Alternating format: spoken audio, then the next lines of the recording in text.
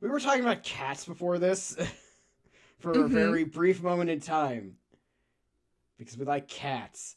This is the closest of running the intro by you I'm probably ever going to get. Thank you. Appreciate that. The amount of times I've ran the intro by Sardo, zero. None. This is episode 5. Five out of 5 times I've never run the intro. Anyway, folks, welcome to the We like Skeleton. surprises here. Yes, we do like surprises here. But welcome to the Skeleton Crew podcast. I am your host, Almighty Stross, or just Stross. I'm, of course, here always with the Uncle Death, the Sardo, the person who does all the art for the podcast. Howdy, y'all. How you doing today? Doing pretty good, you know. Not too shabby. That's not too How are you bad. doing? I'm all right. You know, nothing fancy. I just I made some curry today. I tried my chili oil that I got. It's very tingly. It's very Ooh, tasty. Worked well in the love a curry. curry. Worked well in the curry. Not so much by itself, which is probably not that shocking. A chili oil is meant to Fair go enough. on things, and as you know, it's a garnish and a sauce, not a thing you drink straight out of the cup. It's not Well, you could, but I'm news not. to me. Now just imagine you just sit around drinking chili oil like a weirdo. That probably would be something I would do. But yeah, we got some stuff to talk about today, I think. And any fun stories before we do that, though? It's okay if you don't, obviously. Uh, This Not a whole lot. unsurprising. The turnaround time on these episodes on these two episodes is very short. Yes. Hard to get a new story in 3 days. I did I'm very close to finishing my jacket though. I would call it a battle jacket, but I don't battle ever. I just sit at home. So, but it's coming along very nicely. It's covered in patches now. I found a Team Rocket patch today at one of my local thrift stores, and I am very excited about that. So, Well, I am yeah. too. The only important thing that happened to us in the past, like, 3 days since we recorded the last episode was what happened last night on stream, which, if you check it out on the VOD, you can learn the insanity that we put ourselves through. You should watch the VODs anyway, because I think they're good. I think we do a good job. The only downside is I can't clip that bit because I think it goes on for too long. Twitch only gives you like 60 seconds, so Ah, brutal. I mean, the thing is, most of the time when something happens, it is only about 60 seconds. But that This one, this was different though. yeah, this was full breakdown for both of us, live on broadcast. It was great.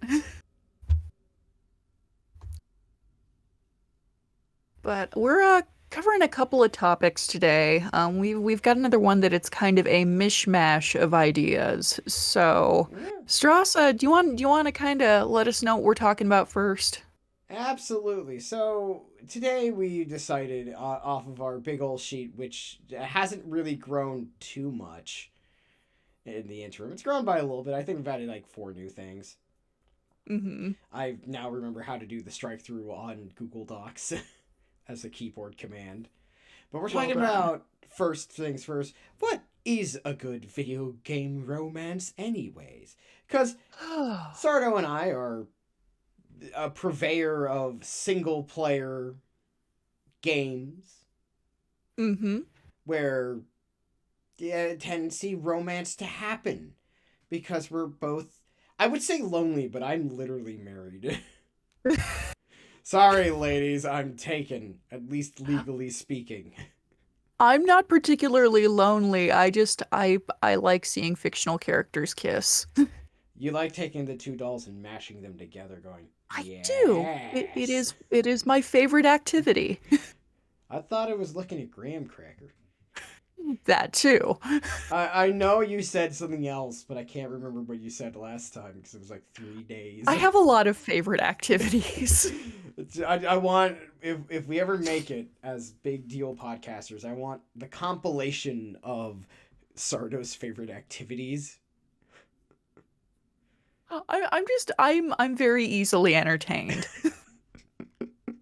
But Fair. yes, we are talking about the wonderful world of romance in video games. And Strauss, so let's get some definitions in order here. Because I'm a former speech and debate kid, and I love a good definition for the context of what we're working with. So when we say like romance in video games, does that just mean like relationships in any game? Are we talking about dating sims? What are we going for here? Well, it depends, as you said, because clarification should be required. I say in general because like there is a difference between a dating sim, an RPG which with a romance element, or there's a romance in the story. Okay, thank God, because I play like very few dating sims. Me So, neither. I fully admit that visual novels is like this one massive blind spot for me.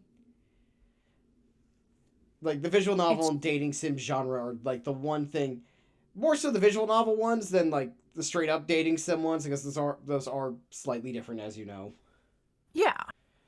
But it's a Yeah. blind spot because I find visual novels to be kind of boring, at least, Yeah, just it's never been my cup of tea. which is interesting because like you're probably like me and you know like 50 people who will tell you what the best visual novel is and will all be Oh different yes. answers.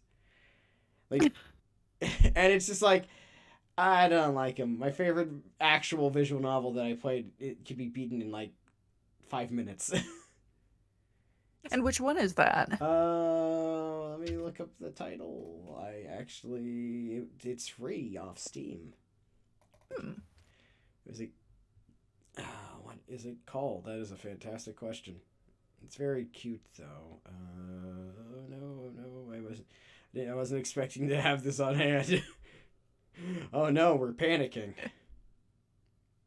And I think part of the reason why like I never really clicked with the visual novels is because one of the only visual novels I ever really picked up was in high school. It was that uh the fucking Nitro Plus one with all the dudes. Um That's not helpful, and you know it.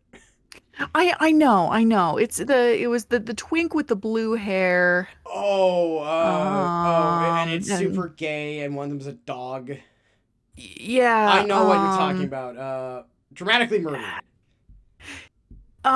yes, that's the one. That's the That's bitch. it. Quite literally in And this it case. just it it was just one of those where it's like it wasn't I wouldn't call it bad. It was just like, huh, okay. And then I just never played them again. Yeah, another one I'm talking about is One Night Hot Spring. Okay. To get to the point, I got all the endings and I played it for 107 minutes.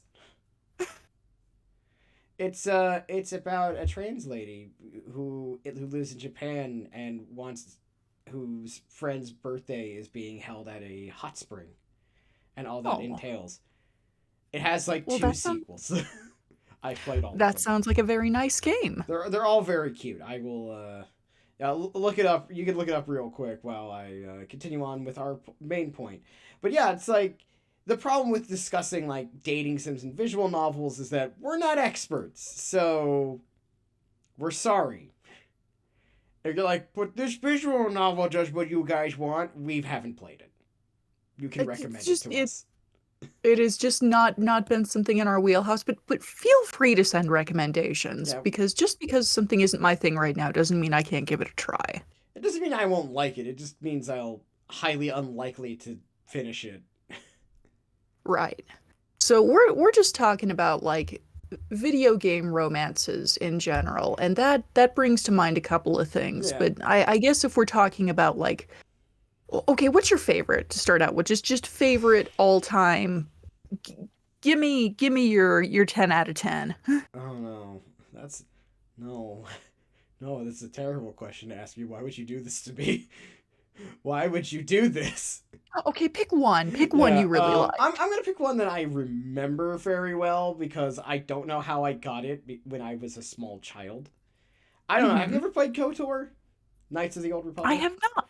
I have not played it. I have kind of a passing knowledge of it. Well, okay, so when I played it originally as a kid, and I was like 10, so I didn't understand how the game worked. Hmm. But somehow I still managed to romance Bashla without really kind of knowing what I was doing. So, if anything, I know how to not screw this stuff up apparently. Well, that's good. But yeah, it's I think really when we're talking about video game romances, we're usually talking RPGs. 9 times out of 10. Yes. Because I do think we need to note that there's a difference between, because usually with games, most games, you don't get a romance element in a lot of games. Yeah, I mean, it depends on the game, but it's not super common. Like, I remember how romance worked in the Fable games. You just give people enough stuff and do a bunch of goofy dances in front of them until eventually they're like, yes, let's get married. I'm I some mean, British lady. isn't that how you get a spouse? Isn't that how that works in In a real lot of life? games, surprisingly, you know what, in a sense, kinda, yeah. That's just how life works, Stross. Yeah, just do a bunch of goofy stuff in front of a person, give them a ring, and eventually you move into a house, and then you become a landlord because that's the easiest way to make money in the Fable games. And then in Fable 3, all of your housing gets destroyed because, oops, there was a monster invasion. Fable 3 said, fuck landlords. No, it wasn't good. It wasn't good. No. But yeah, I think what we're really discussing isn't so much what is a romance in a video games, because usually it's anything where you get to make a character or play as a character. Yes. And usually that's the domain of the RPG. And there's many. Stardew Valley is Yeah. one of the more recent examples. Yeah, Stardew Good Valley. for that stuff. Yeah, no, Valley is one. You have like the Persona games let you romance numerous of the girl characters because Ashino doesn't like giving me good things. Nope. And you know, you have BioWare's characters. Okay, I'm gonna say something. Go ahead. I And might be also about to say it too, so I want to hear what it is. I'm going to have a take. This is gonna be my first problematic moment on the podcast here. Some people might get Yay. angry. I never really got the appeal of Garrus. I am a bit surprised by that. Interesting. I don't know. I mean, he's fine. He's terrific. He's a nice character. I just I I did not go crazy for him the way that other people I know have. And that's fine. That's fine, but Oh I yeah, just no, it's fine. I'm just surprised because a broody cockroach monster. He's not a cockroach monster. That's mean. That's mean of me. bug-like. He is insectoid. Yeah, he is insectoid, but he's not a cockroach. He's a bug man. He's kind of a bug man. Not really though. Yeah. It's kind of like a weird But cross between a grasshopper and like a lizard. yeah, basically. Hotter than we're making it sound. Like I can I think it sounds plenty hot on its own. Yeah. But I think, I never quite got it. You never liked And his maybe skinny little legs. so that's my controversial take. I don't think. I mean, not everyone was into him. I always picked Tally, but Good choice. Good Yeah. choice. Tally was if I could whistle, I would. I can whistle. Show off. I can also inwardly whistle. Oh, double show off. I will sometime later. But yeah, I think really what we're saying is when it comes to video games, romance is really only held in like three genres. The dating sim, which is Duh. It's It's what it says. it's on the name. If it's not there, there's a problem. Unless you're talking about dating fake things as in putting dates to them. Where's my dating simulator, guys? Fascinating. Where I work in a museum and get annoyed at everybody else, telling them to leave me alone. You know, you say that, but I'm sure that plenty of people would like that game. Oh, hey, we're in an era where that game could make $1,500. But, yeah. And So there's the dating sim, yeah, just as it is. there's the visual There's novel, which there's hmm a lot of them, and a lot of them. Now, I don't want to stereotype the visual novel because that's unfair, but a lot of them have romances in it because, well, you need some form of incentive. it's a fairly common thing for visual novels to also have romance. Not everyone does, but a lot of them do. A very large amount of them probably do. hmm Once again, not our area of expertise. And you get your RPGs with a little bit of your visual novel elements in them. Your personas. Yeah. Persona, I mean, Persona also has a bit of a visual novel background, lots of text. But I think the difference between something like a visual novel versus, say, an RPG where you get to romance a character is that you have something else to do and hang out with the characters in a non-romantic setting. Right. Not always fun hangout, but, there's more there. But I think, okay, Sardo, I'm going to ask the same question you asked me. What is, like, your, like, go-to, this is the game where I do all the romancing in as a video game? What is your video cycle of choice? For like games where like romance is like a big part of it. Mm-hmm. Or at least Oh, I mean, in your enjoyment of it. I would say probably my first pick would probably be Stardew Valley. I'll be a little bit basic here. I love Stardew Valley. Elliot was always my first choice. I usually pick him. Fair. I don't. The only person I don't play Stardew Valley because I know if I do, it's dangerous. Yeah, I don't play it often because on the rare occasions when I do, I'm not really doing much else for the rest of the day. The one person I know who does is my older sister. Mm-hmm. And every time I stream from the Switch, it's like, "Hi, Lisa," because we're friends on the Switch. Nice. But yeah, I would say, because I think we should really, what we're differentiating really here is there's a difference between romance in a story versus this is a choice that I made while playing the game. I think that's an important distinction because I actually prefer like I more prefer like the games where like you get to see the relationship between two characters play out, that like you are not one of the player characters involved in that. I don't know. That's totally fair. I mean, it depends. Like, some games have terrible romances or because the mechanics are undescribed or weird. Do you know the story behind Dragon's Dogma's romance issues? No. Okay. Tell me about it. Okay, for those of you who have not played 2012's Dragon's Dogma, underrated if flawed RPG from Capcom. Absolutely silly game with some really cool aspects to it, but there's a romance mechanic in the game that, if you don't know about it, has led to some rather amusing moments. Because it's... Do tell. Okay, because it's completely hidden.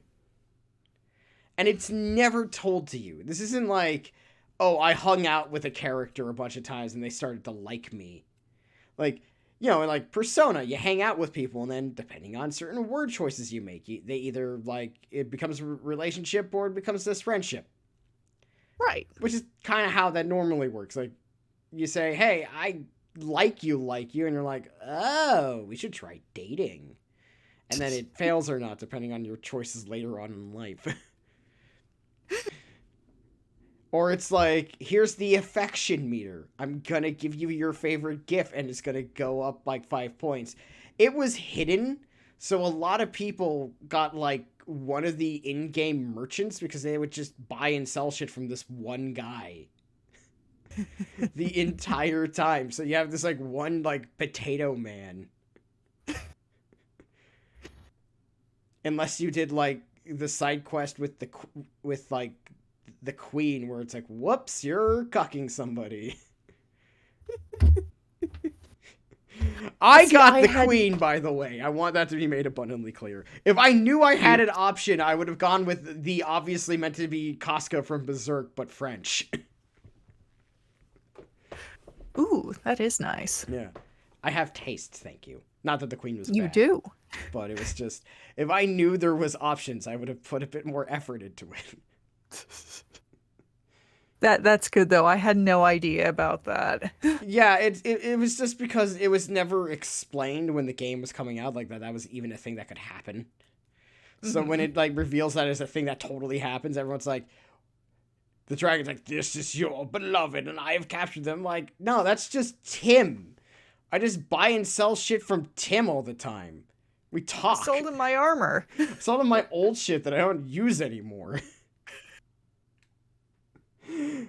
I'm sorry, Tim. Do you like me that way? It's like, I don't know why I'm here. I'm scared. Yeah, I'll don't worry, Tim. I'm gonna save you, but that's because you're my favorite merchant.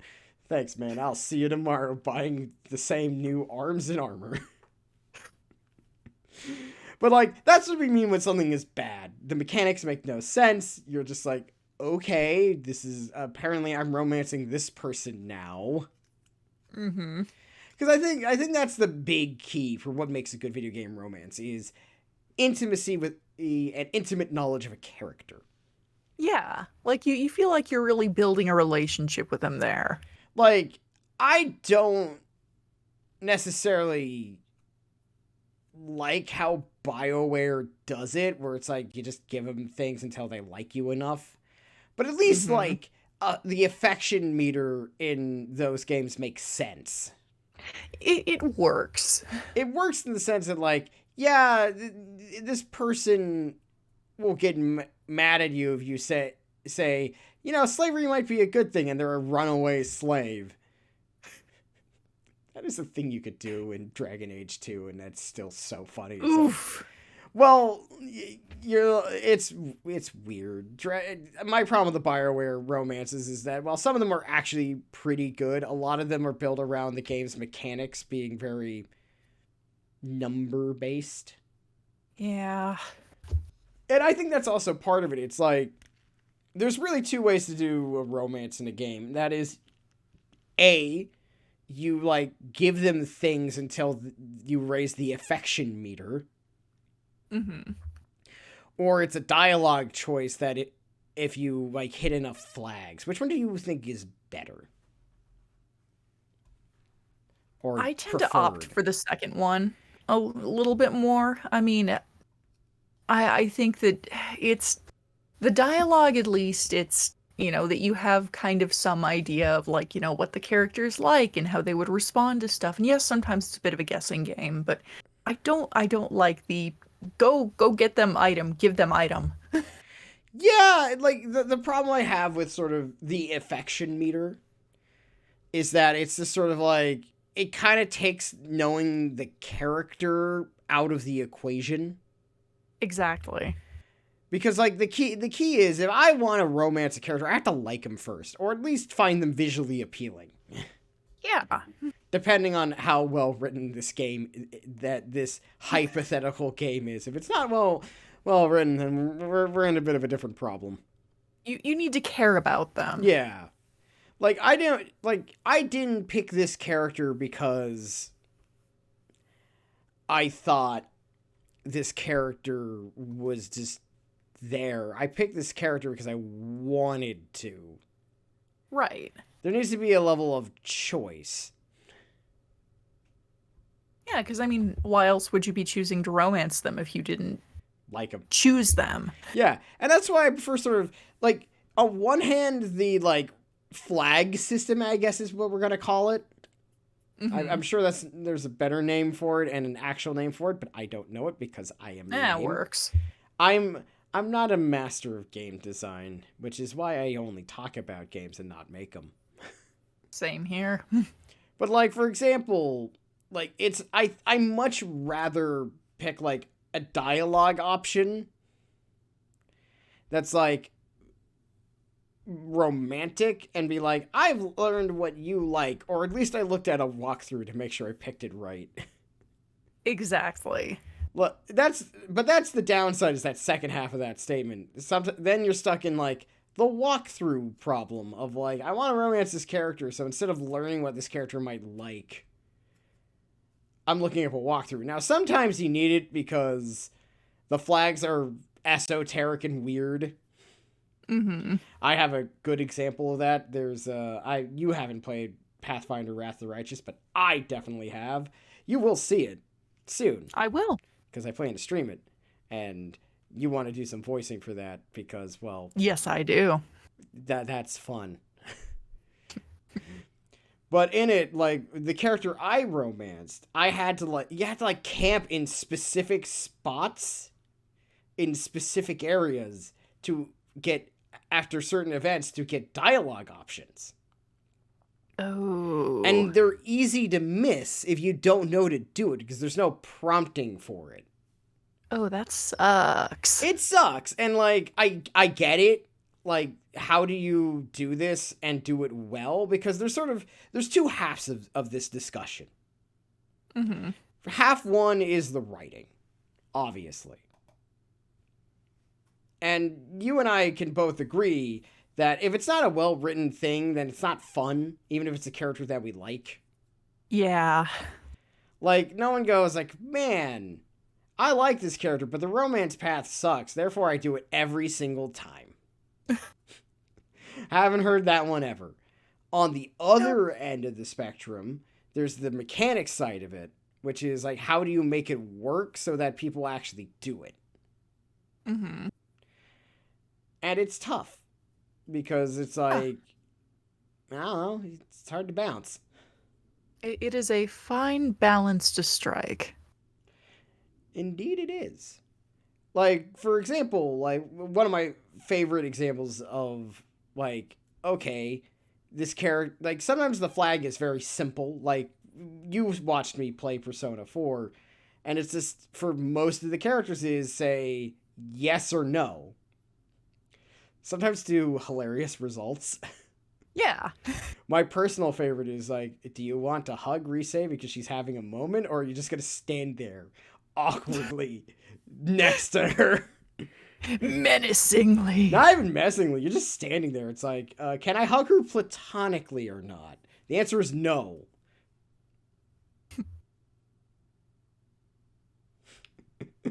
I'm not sure why I'm doing a visual gag on an audio-only podcast. It's the thought that counts. Yes, just note I was staring at the camera like,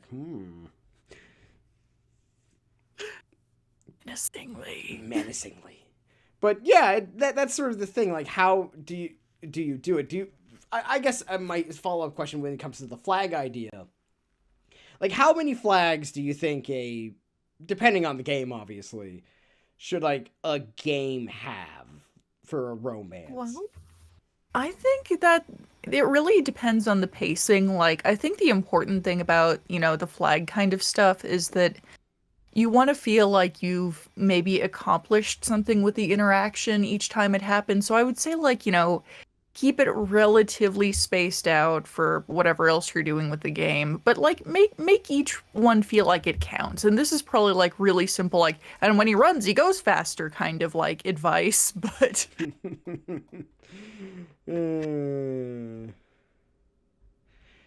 John Madden on dating sims. John Madden says if you throw this football at them, they'll like you more.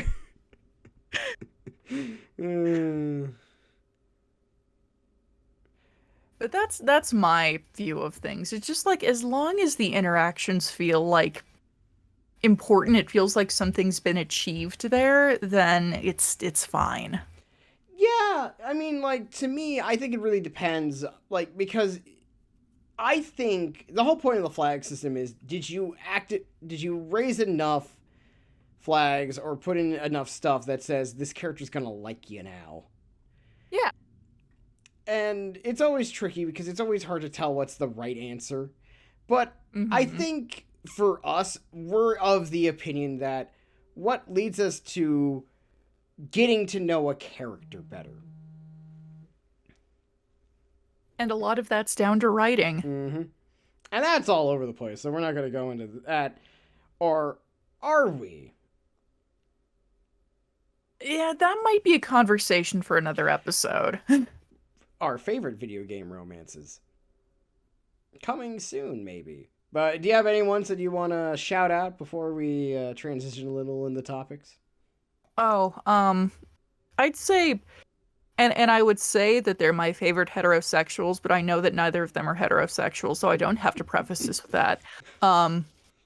Nobunaga and Nohime, notably from the Samurai Warriors franchise. No, prior to 5. I'm gonna say this for you now. 5 doesn't count. 5 doesn't count. We do not talk about 5. This will be discussed later. Everything in every game except for 5. I love their relationship. They are. I love them because they're so fucked up. I can't put it any simpler than that. Just I love this scary lady and her scary husband. They clearly have feelings for each other, even though she also wants to murder him. But it's in like a romantic way and not an I hate my spouse kind of way. So remember, it's everyone, cool. Sardo thinks trying to murder your spouse can be romantic. I do. Zero irony there. Let's see. Do I have one I want to shout out?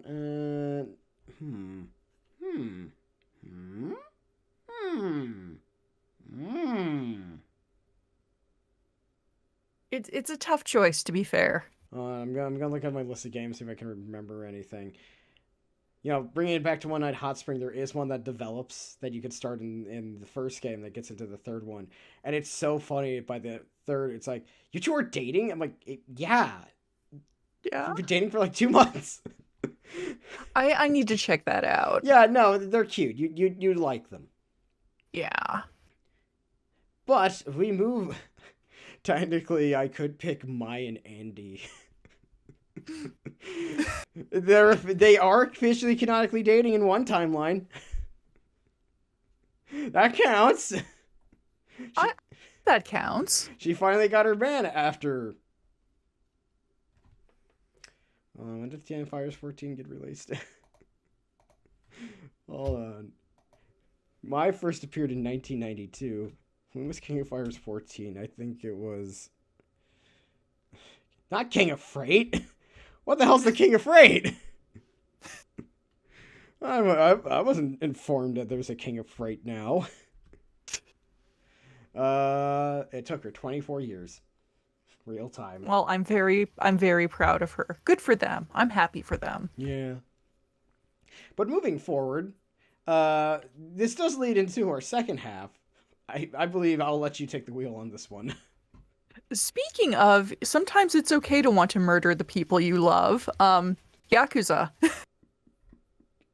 Notably the game series Ryuga Gotoku Like a Dragon, known colloquially as Yakuza. Not the actual just Japanese organized criminal. I'm like, you just let in with Yakuza. I'm like, I know what you're talking about, but that's gonna be funny for people who have no idea. It took me a minute to realize that sometimes people don't know what the hell I'm talking about. So, hi, I'm gonna just say a thing and hope everyone knows what I mean when I say it. Crime. Looking expectantly at the audience. Speaking of great video game romances that don't work because it doesn't succeed as a romance, but when you date Papyrus in Undertale, yes, best date I've ever been on. He's such a good boy. I love Papyrus. and the crime meter. See, I told you we could tie this in. I said, yes. As I said to absolutely no one. But yeah, we've been kind of going back a little bit to Yakuza lately with the release of Like a Dragon Ishin, the latest game set in the which period was it It's again? the Bakumatsu. Bakumatsu. Yes. Thank you. Yes. But yeah, we get back into that, and I feel like, speaking of bad romances between characters that do not seem to have chemistry, or they do have chemistry, but it's weird. Kiryu only had chemistry with one other woman in this entire series, and then she had never appeared again. But you know what? I think it's a good thing she never appeared again, because if she appeared again, they would have killed her off. Because Probably. that's how it rolls with these games, unfortunately. If you're around long enough and your name's not Machima, you're probably gonna die. And if you're a woman like that, that chance goes up like 80%. Which is so Um, much funnier when you know that this is a series that is beloved by women around the globe. oh, it's the ladies love Yakuza. They do. We need to mention when we say love the dev teams have stated, multiple people have said this, like not just the director, like everybody has said, like, yeah, when we made this, we thought it was going to be very popular with guys, and our audience ended up being mostly women and like large, muscular men from France. That's a real statement, by the way. Like, right down to the men from the large French Yes. bodybuilders. And it's so funny to me because I'm thinking about, because we on here we just mentioned we were just going to talk about Yakuza a little bit in general. So this is just kind of a general dipping into what the series is. And my very first memory is a few years back, a good friend of mine was like, "Hey, Yakuza 0 just came out. It's a really good game. Have you played it before?" And I'm like, "No, it looks kind of like Grand Theft Auto or something." And then I played it and I'm like, This, "Oh, I was so wrong." I think the problem is we're very used to like it looking like GTA on the surface, but once you play it, you realize that it's not. It's Oh, it's not. if anybody here has not played any of the games yet, is unfamiliar with the series, first of all, you should give it a try. Mm-hmm. It's not a perfect series by a long shot, but it is an inimitable experience. There is nothing else like it. There really is no other series quite like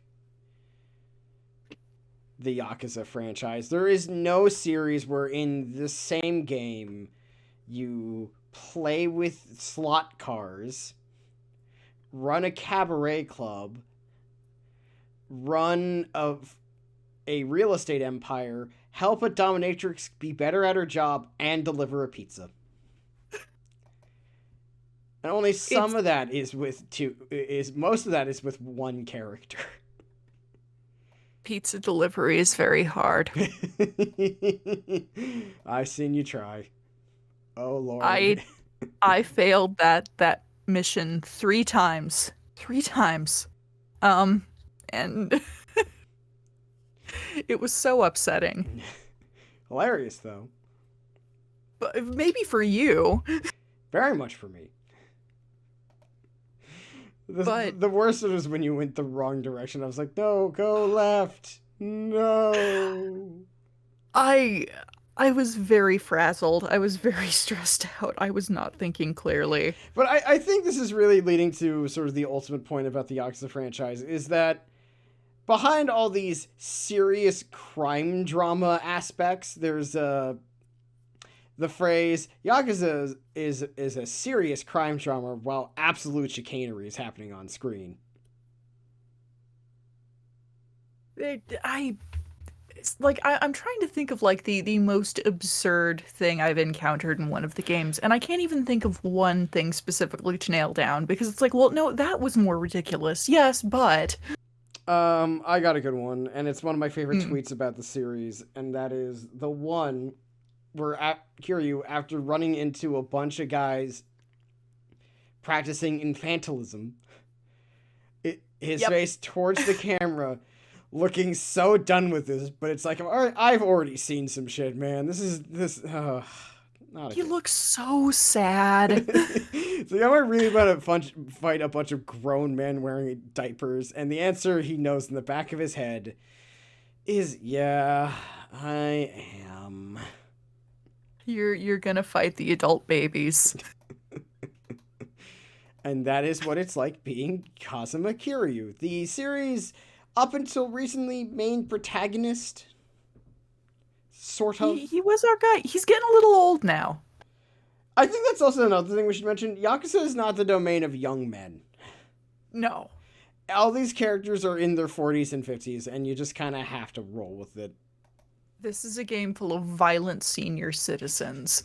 The most violent senior citizens.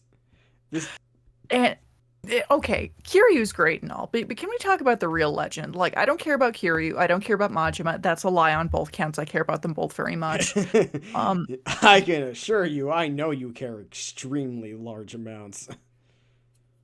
But the one we don't talk about, I mean, when I say we, I mean, I feel like people don't talk about him enough. Daisaku Kuze. The man, the myth, the legend. The man who fought a monkey. And Kuze's actor is like also just like, because a lot of the voice actors for characters in this game are like just also like regular actors with regular acting jobs who do normal acting things. They're just normal men. No, they're not. None of these men are normal. They appear in this series. But if they you fight play wrestlers. any if you play any of the Yakuza games, play 0 and play it for Kuze. Like, yeah, whatever, young Majima, Kuze. We're not saying because he's hot. We're saying because weird shit happens when he starts getting on screen. And that's the thing about the Yakuza series is just craziness will happen. Yes. Let's run down a list of things that definitely happen in a Yakuza game that sounds like we're making it up. Number 1.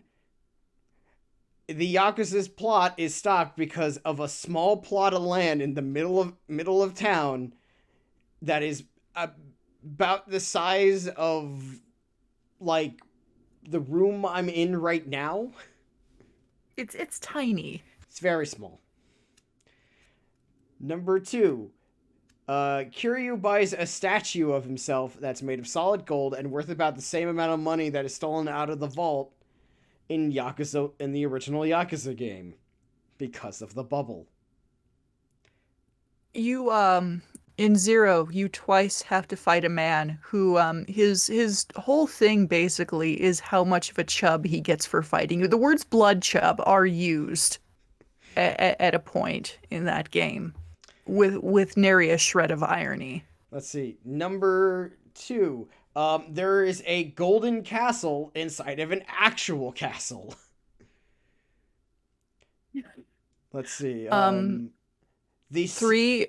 Go for it. You can hire a chicken to be your real estate agent after you win it in a game of bowling when you were supposed to get a turkey dinner, but they give you a live chicken instead. Her name is Nugget.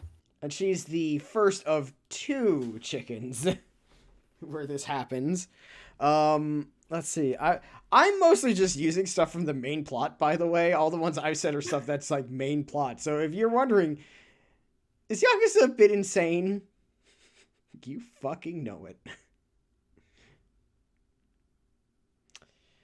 And I think that's part of the reason why we ended up really liking it. And now that I think about it, it's just like utter absurdity will happen.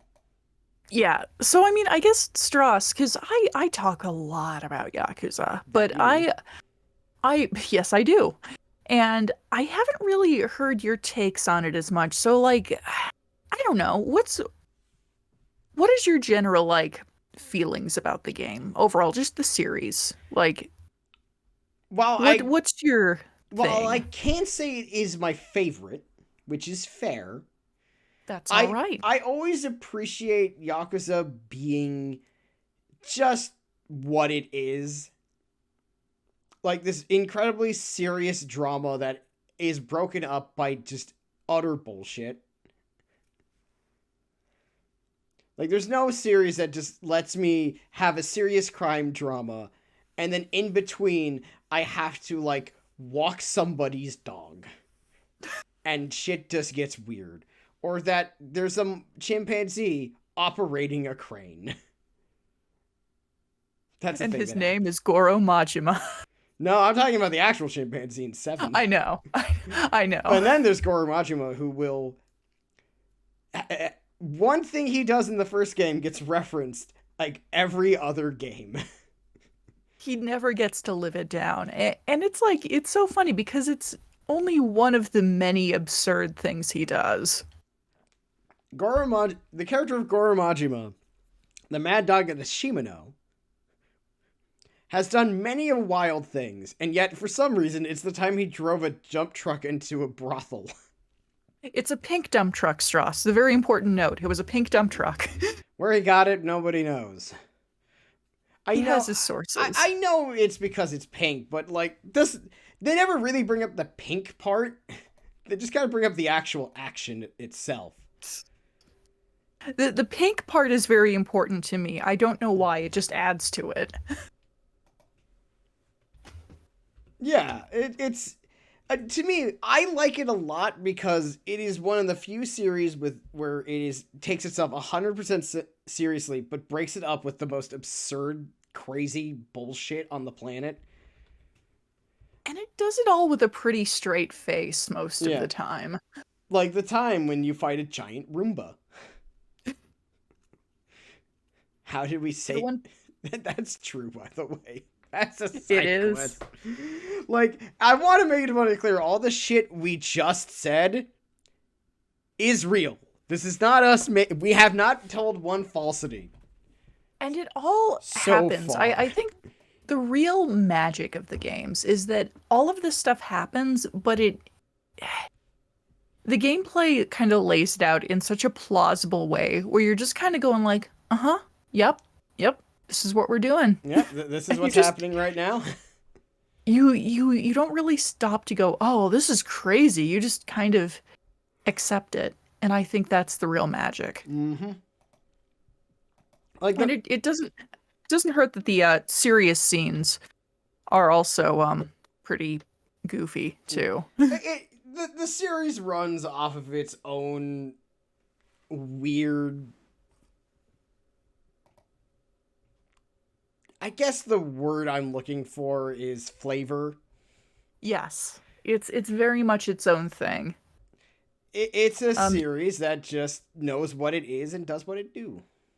You will learn that orphans do not get to dream. Mm-hmm. And you'll also cry a surprising amount. There's been a few times where I've sat there and I'm just like, I hate this stupid ass game so much because I'll be sobbing over something when, like, 5 minutes ago, we were bowling for chickens. Yeah.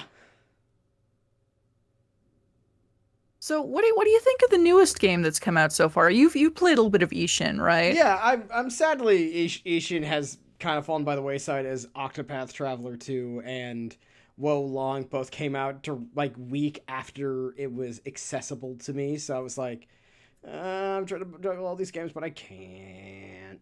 I like it. Yeah. I definitely can say that it's the Yakuza game, but you're playing with samurai swords instead of punchies. Nice. Which is a good thing, by the way. We want to make that abundantly clear. That's a good thing. Yeah. But it has the one fault of every Yakuza game, which is you get bogged down in the side content really easily. And I know I haven't even gotten all of the side content, which is the scary part. I'm like, oh no. And I mean, it's a feature of, I think, all the games in the series that it's so easy to get lost in the sauce. Mm-hmm.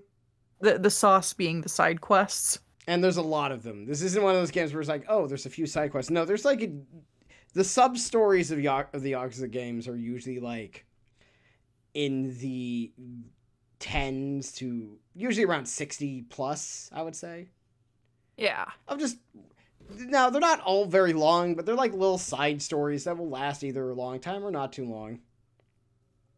And some of them can really derail things if you're trying to get things done quickly. Yep.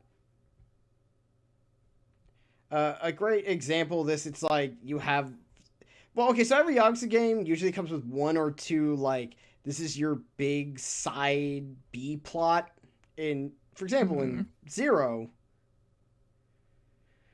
you have either Kiryu does real estate, or Which is boring. which It's so it's boring. boring. The stuff around it is a lot more interesting, but the actual activity is not that fun.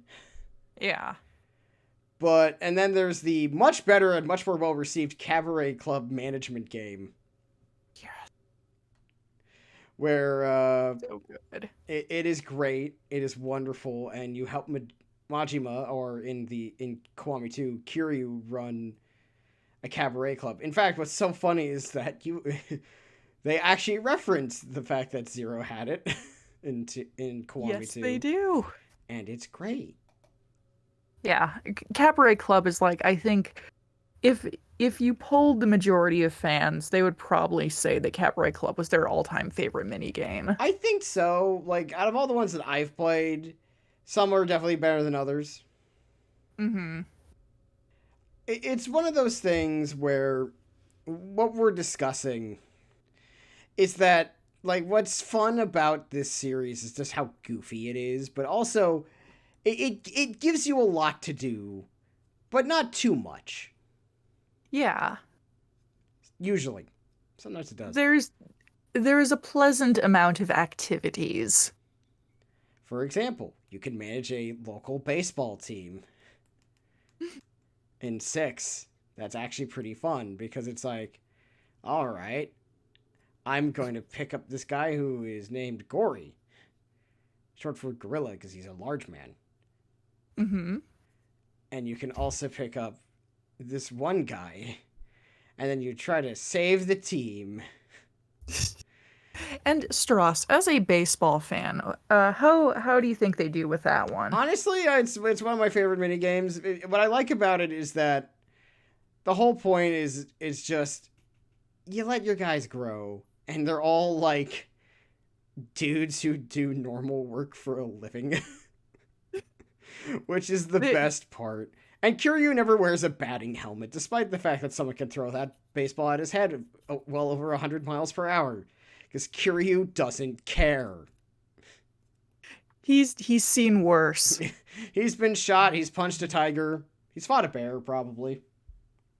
I think that was Saejima that fought a bear, but I mean Saejima is a bear. Yeah, no, he counts as a bear. And for those of you who don't know, I'd say play Yakuza 4, ignore some things that happened in Yakuza 4 because, oh boy, some of that writing. Yeah, it's definitely also a series where the writing is either really good, really bad, or all over the place. Saejima is Majima's boyfriend.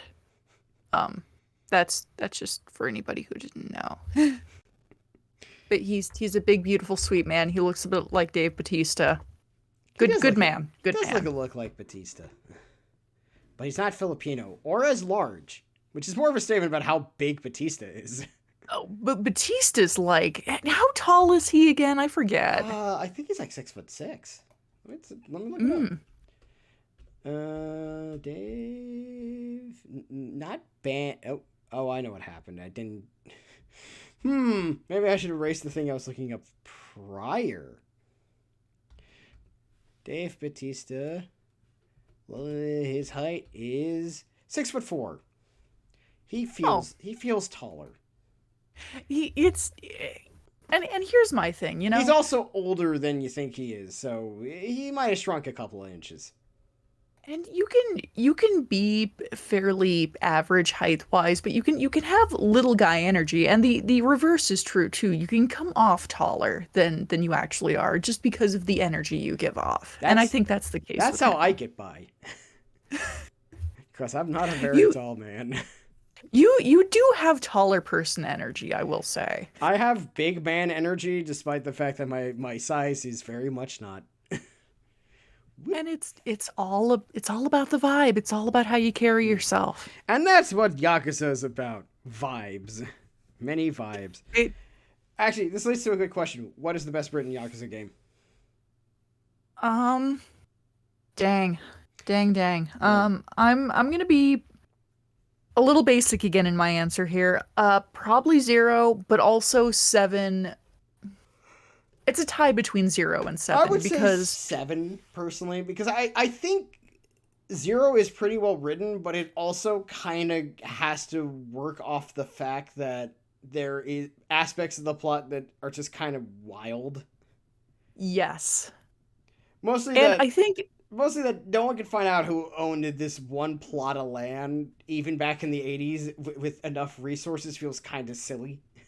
yeah, 7 you care a little more about the plot and also just Kasuga Ichiban is the man of all time.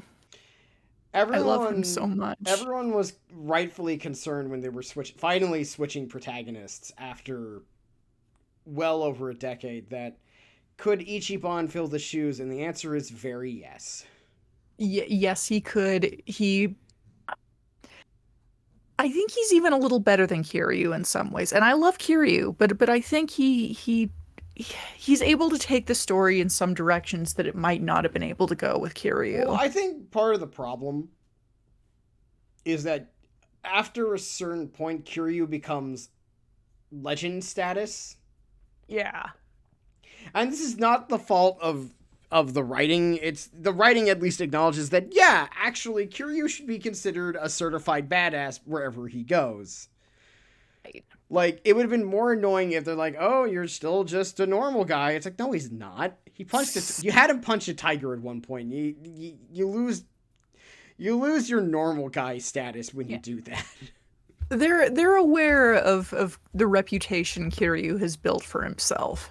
And they play it accordingly. It's like, no, every time he needs to retrain himself up for each game, it's because he's out of shape.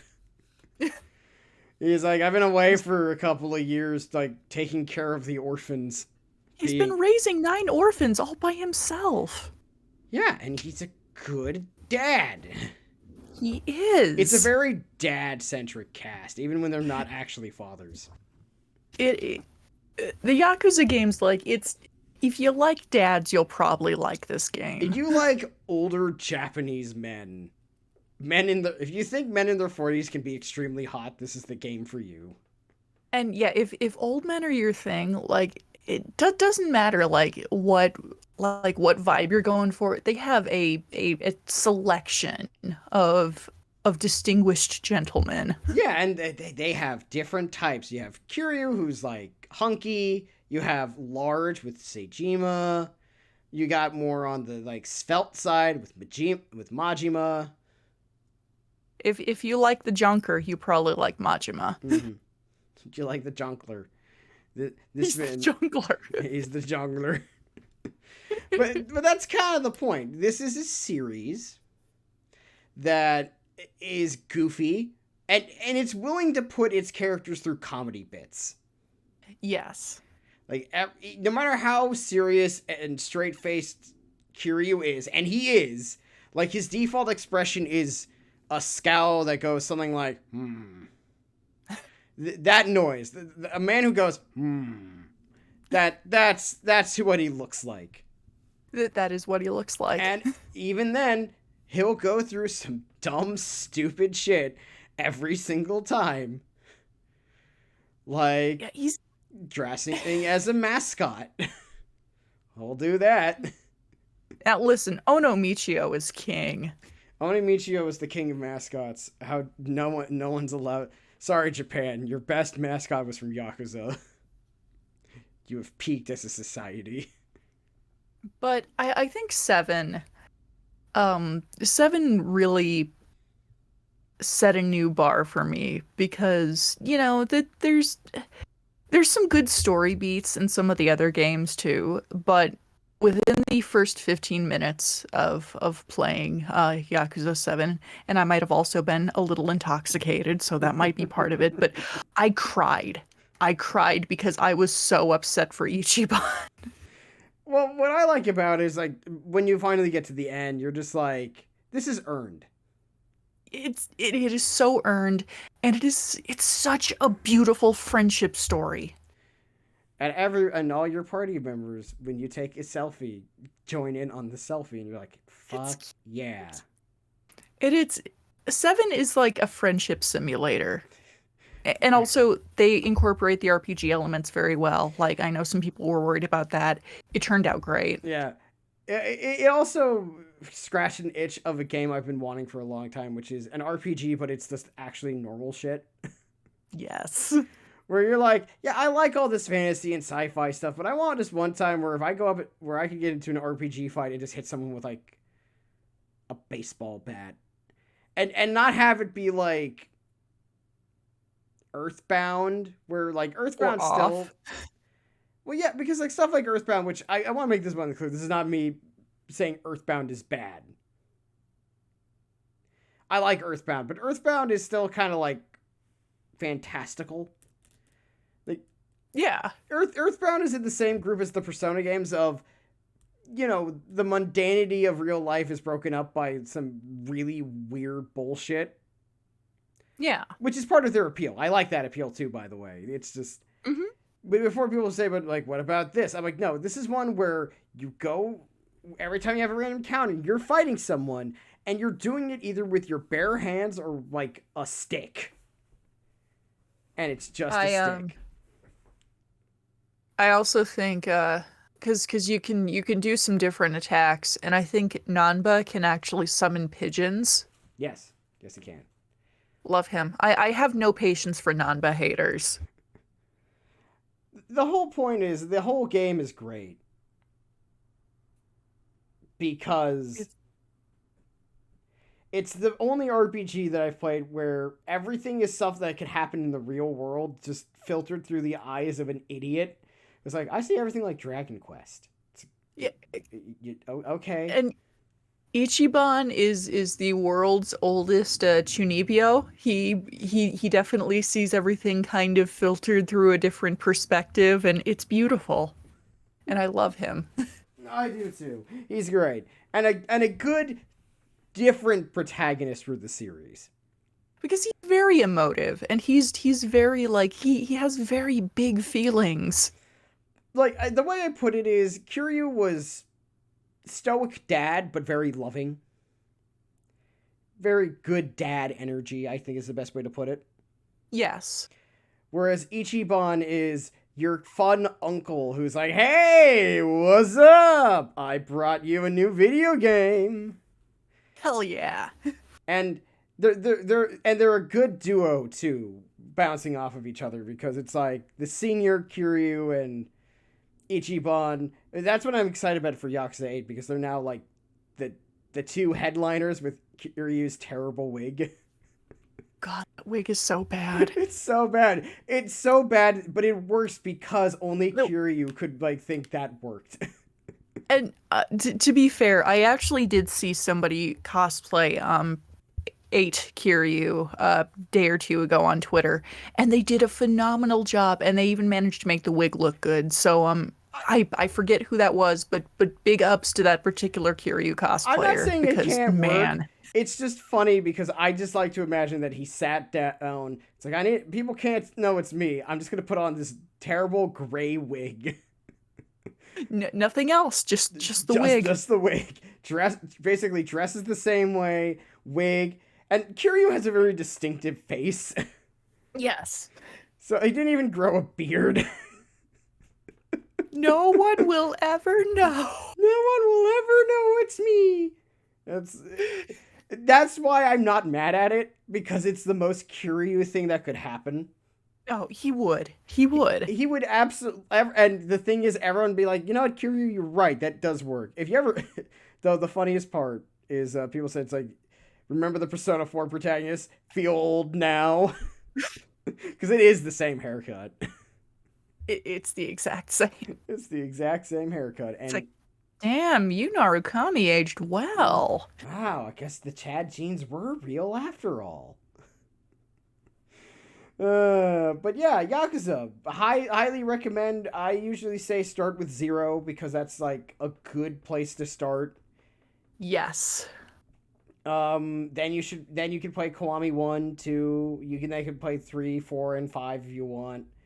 6 doesn't really work unless you played enough of the previous ones, is because that's Kiryu's sort of send-off game of sorts. It's weird. It has some fun stuff about it, and I like it quite a Oh bit. yeah. But it's also weird. It's a very odd feeling game. Play 7. Please play 7 for Yeah, the love of all that is good. 7 is like all brand new stuff.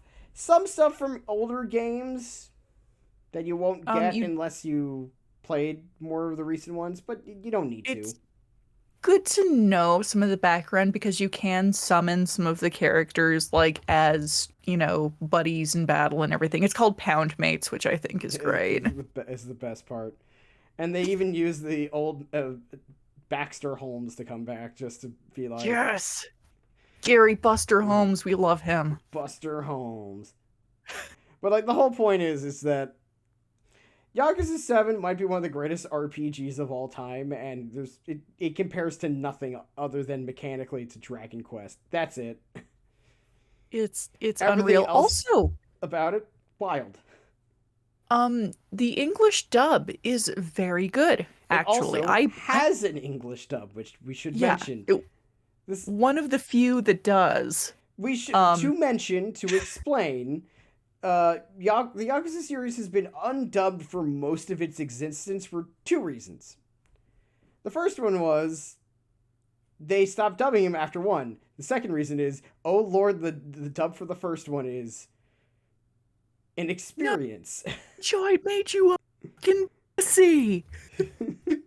No, the best part Come on. is you want to say it again, even louder this time? 9 years in the joint made you a fucking pussy. No, A real line. A real line from the dub. No, the best part about the dub is that Mark Hamill's in it, and he has no memory of this. Listening to his dub of Majima, yeah, I wouldn't want to remember that either. No, sorry, Mark. I like Mark Hamill very much. He seems like a very nice man. The problem is that I think Mark Hamill could have been a great Majima if they explained it to him better. If you knew what the hell he was supposed to be doing. I think the problem is with the original game's dub is that I think they sold it as a serious crime drama, which it is, but they don't sell the fact that it's also, like, as we said, tonally speaking, Yakuza works as both very serious and very stupid. And you have to be aware of that tone going into it. Yeah, because to me, I bet if I went back in time with all the knowledge that I have and said to to direct the cast, because the guy who played Kiryu in English the first time around came back to play Kiryu again. Mm-hmm. And he sounds way better the second time. Yeah. Because I think now we have a better idea of what the game's tone was supposed to be. Because, like, the first one, that's, like, the first time we did it. And Sega tried to make it, like, a big deal franchise. So they hired a bunch of, like, Hollywood actors. And a lot of budget went to make it into doing that. Because there's a lot Mark Hamill. And, like... He sounds like the fucking jonkler. If they told Mark, like, hey, Majima's a serious character, but he's also intentionally being weird. Like, he's intentionally acting like a fucking weirdo the entire time, like, being way too familiar with people. I think he could have done a better job. He could have done it. Like, yeah, it just you're absolutely right that it's just a thing of it wasn't very well understood, wasn't very well explained. It was their first go around with this, and they didn't really. And it's the first game, so a lot of the stuff that like would help inform all the direction didn't exist yet. Also, dubbing is hard. translating stuff to other languages can be very hard. Indeed. So they hadn't really dubbed one until 7. So like 2, 3, 4, 5, and 6 were all completely undubbed. Just subtitled all the time. So, good news for anybody who would prefer not to play with subtitles. Yeah, English dub for 7. Fantastic job. I think it's Kaiji Tong that voices Ichiban. He does phenomenally. Yeah, good stuff. The whole game is fun. And Yeah. also karaoke. That's a thing you can do, and it's great. We love karaoke. To finish this segment, what is your favorite karaoke song in the entire series? Oh, that's tough. You know, it's a toss-up between 24-Hour Cinderella and Judgment. Ooh, because I was going to go with Ichiban's. What's it called? Machine Gun Kiss? No. No. It's No. the more poppy one. Oh, what's it called? Why The one with the can't I think of acoustic it? guitar. You know which one I'm talking about, which is the worst. Yes, part. I do. Just the name's escaping me. Yeah, I'm gonna look it up real quick because really the point is it is Japanese Grand Theft Auto, but it's so much more than that. It's if you're somebody who's like, not a big fan of Grand Theft Auto, well, don't worry because it's not like that. Hmm. And that's what makes it fun. Let's take a look, see what it's called. Oh yeah, the Future I Dreamed of. That's the one. Okay, there we go. Yeah. So yeah, if you ever want to play a sort of not Grand Theft Auto, but something kind of similar, mostly because you just don't really hang around, you don't drive very many places, because surprise, surprise, Japan's a much more walkable city. We love walkable cities. Walkable cities are great. We believe in good walkable cities, excellent public transit, and just a nice time. Which is what And the young streets with lots and lots of goons for you to beat up with your bare hands and occasionally a motorcycle. And I always loved the explanation as to why everyone challenges Kiryu, that it became a gang initiation. It's like, you want to be part of this gang, you need to find the one guy in a white suit who's going to kick your ass. Kicked everyone's ass here, it's going to kick yours too. Oh, do we have to beat him? No, he's gonna beat you up.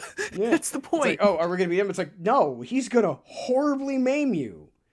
But luckily, we have free healthcare in this country, so it's okay. He's going to break Damn, I'm jealous. But I think he's it's... Oh, go on.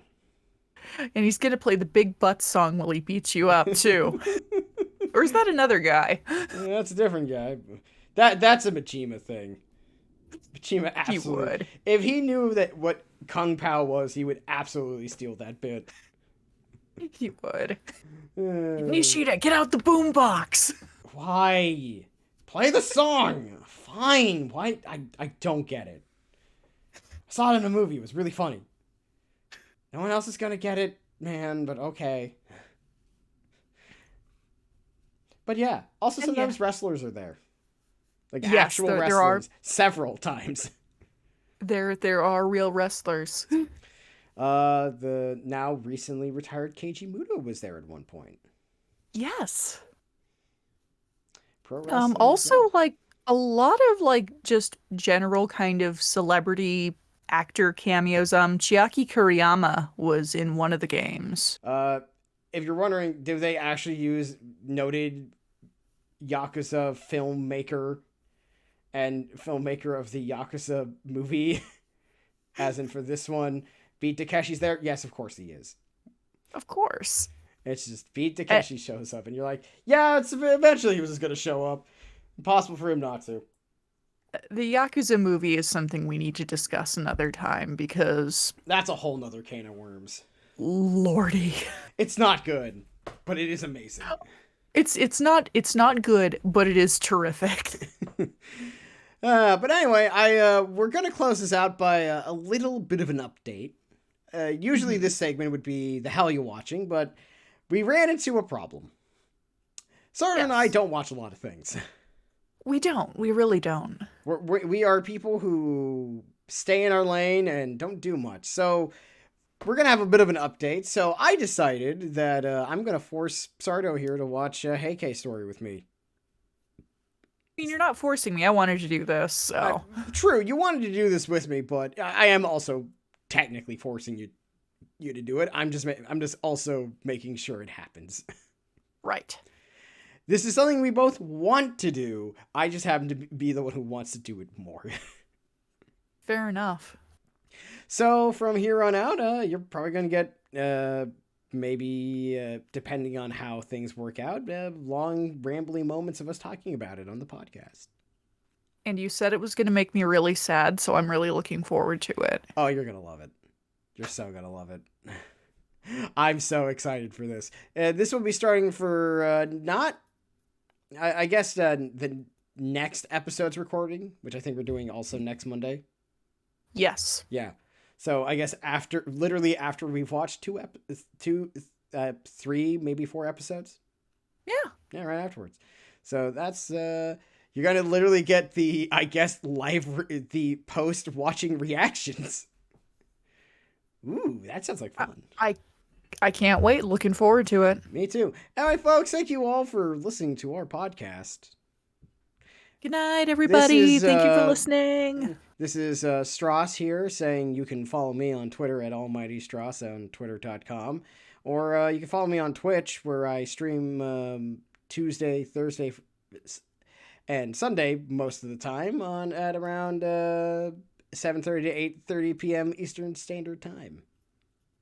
Still doing Sakura Wars. It's very good. You should check it out. Yeah, well, not for very long because we're like halfway through the game and they go by fast. And, so hop on it quick. Yeah, hop on it quick or watch the VODs. I don't care if you watch the VODs. I don't think I get any money for it, but I don't try to make money. Also here, you can follow Sardo at Autopsy Garlands on Twitter. Yes. And also on Twitch at Uncle Death with a K instead of a C. Hopefully going to start up again soon. Life has just been a lot, but I would like to resume streaming in the near future. So yes, me too. And I'm going to be, one day I'm going to force you to play 13 Sentinels as I sit there cackling as you go, why are you making me do this? What is wrong with you? And I go, because... That's what friends are for. Absolutely. Anyway, folks, thank you all for coming. This has been another episode of the Skeleton Crew podcast. We have no merch, we have nothing to sell, and we are not sponsored. We do this because we want to. Yes. Good night, everybody. Goodbye.